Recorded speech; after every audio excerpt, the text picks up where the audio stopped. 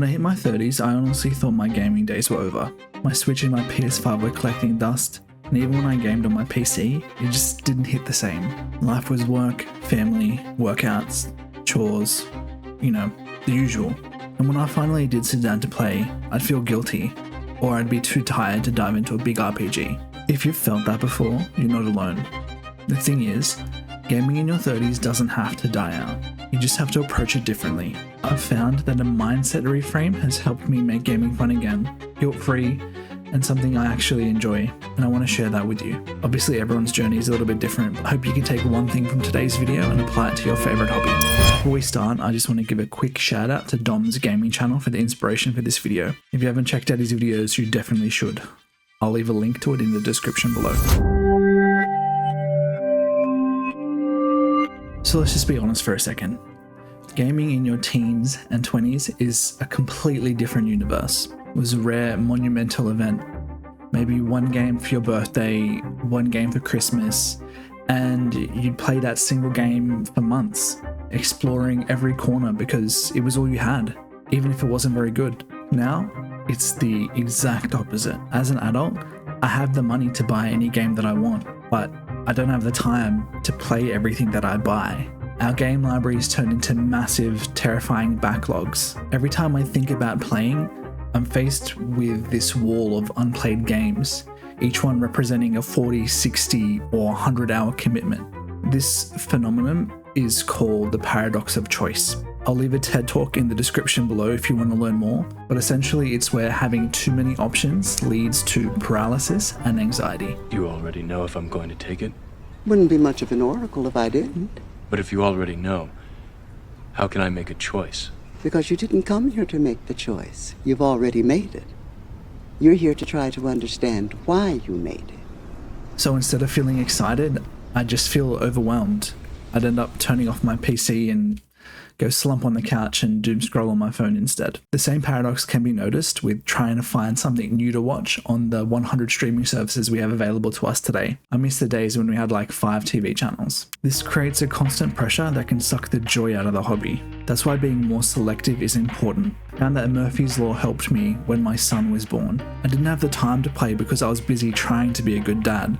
So when I did sit down, I was forced to be picky. If you don't have kids though, maybe try and schedule in gaming as a reward for, doing everything that you were supposed to do that day. We have to curate our playtime instead of just collecting games. Otherwise, you end up with a library full of potential that just feels like a mountain of guilt.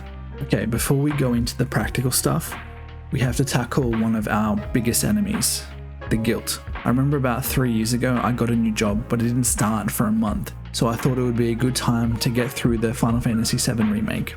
I probably played 6 to 8 hours a day for 5 days a week for the month that I was off. My wife was working from home at the time and she'd walk through the room and I'd feel these twinges of guilt, but I'd just tell myself, it's fine, I'm just taking a break before I start my new job. The problem was I didn't have any balance, but I think the only way to beat the guilt is to talk about balance.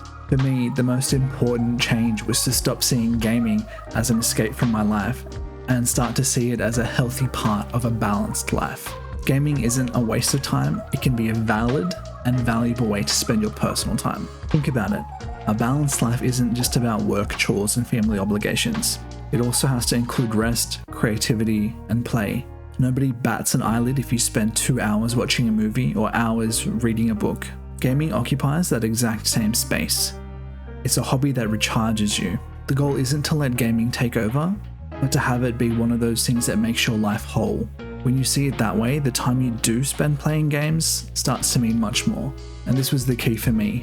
Give yourself permission to have a balanced life, and for gaming to be a part of that balance.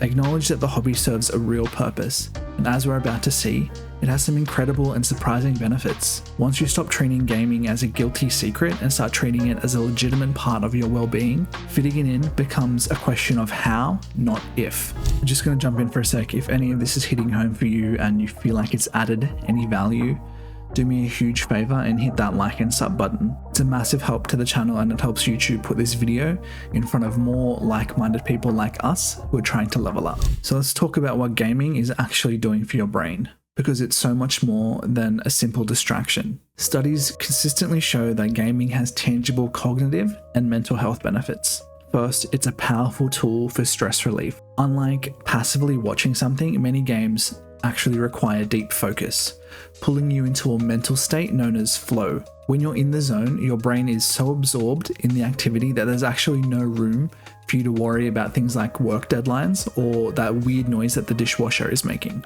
This state of complete immersion is incredibly effective at reducing anxiety and helping you decompress after a mentally draining day. Secondly, you're actively sharpening your mind. Many games are essentially complex problem-solving engines. They force you to think critically, manage resources, and develop strategies on the go. Whether you're figuring out a puzzle in an adventure game or planning your next move in a strategy game, you're exercising parts of your brain responsible for decision-making, spatial awareness, and strategic planning. These aren't just in-game skills. They are cognitive abilities that can transfer to your real life, helping you become a more agile thinker at work and at home. One of the things I miss the most from my younger gaming days is the social part.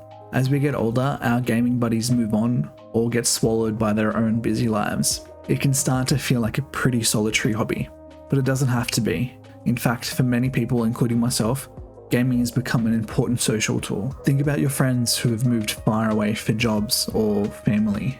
With everyone's schedule being so different, it's hard to connect. Multiplayer games can help bridge that physical distance. They become a virtual hangout spot where you can catch up, share a laugh, and maintain those friendships. It's not just about playing the game, it's about the conversations happening over the headset. And let's talk about the banter. After a long, serious day at work, the last thing I want is more seriousness. Jumping into a co-op game like Fall Guys or Party Animals with friends provides the perfect release. It's a space for lighthearted trash talk, celebrating ridiculous wins, or laughing at our spectacular failures. That shared experience is an incredible way to de-stress and just have fun, turning your gaming time into your social time. It's how my friends and I stay connected, and honestly, it's become just as important as any real-world get-together. Look, being a gamer in your 30s is different.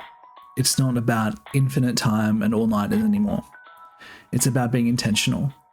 It's about making a conscious choice to carve out a little piece of your life for something that brings you joy and helps you recharge. It takes a mindset shift to see gaming not as a guilty pleasure, but as a tool for your mental health and your social life. It's about recognizing the real benefits from stress relief to keeping your mind sharp and embracing how gaming connects you with your friends, new and old. You don't have to grow out of gaming.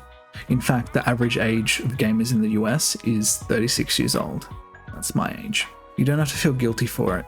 You are definitely not alone in this. Gaming is a valid, powerful, and important hobby at any age. The key is just balance. Don't neglect your family, don't neglect your health or your work, but don't neglect yourself either. If gaming made you happy as a kid, there's absolutely no reason why it can't do the same for you as an adult. You just have to figure out how to make it work for you. If you made it to the end, I just want to thank you. Your time is precious, and I'm grateful that you spent some of it here with me today. If you're into gaming, growth, community, and authenticity, please come and hang out with us in the Discord. If you enjoyed this video, you might like this one. It's about how Link from the Legend of Zelda series teaches us about the power of silence, and how it can change how you interact with the world and how the world interacts with you. And lastly, I'd love to hear from you. What's your biggest struggle when it comes to balancing life and gaming? And what strategies have you found that actually work? Please share your experiences in the comments below. Let's get a real conversation going and help each other out. By leaving your experience, you never know who you might actually help. Thanks for watching. I'm going to go play Skyrim, so I'll see you in the next one.